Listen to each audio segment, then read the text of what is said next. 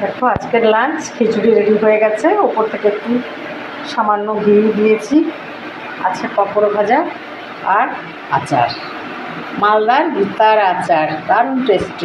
আজ একটু তৈরি করে ফেলছি খিচুড়ি। জলটা ফুটে এসেছে, একটু কাঁচা পেঁয়াজ, এর মধ্যে কাঁচা লঙ্কা, দুটো আলু সেদ্ধর জন্য, আর একটা আলু 4 ভাগে কেটে আমি জলের মধ্যে দিয়ে দিয়েছি। স্বাদ মতো লবণ দিয়ে দিলাম অল্প পরিমাণে হলুদ গুঁড়ো। ডালটা ভেজে রেখেছি, ঠান্ডা হলে এটা হচ্ছে গোবিন্দভোগ চাল, একসাথে ধুয়ে নেব। দেখো এর মধ্যে কয়েকটা আধখানা টমেটো দিয়ে দিলাম, এটাও ফুটুক। কিছুক্ষণ ফোটার পরে ডাল চালটা এর মধ্যে দিয়ে দেবো। ডাল চালটা ধুয়ে রেখেছি, একটু ভিজে যাক, তারপরে দিয়ে দেবো।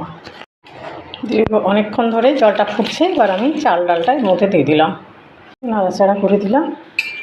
আরও কিছুটা গরম জল এর মধ্যে দিয়ে দেবো, দিয়ে আস্তে আস্তে ফুটতে থাকবে।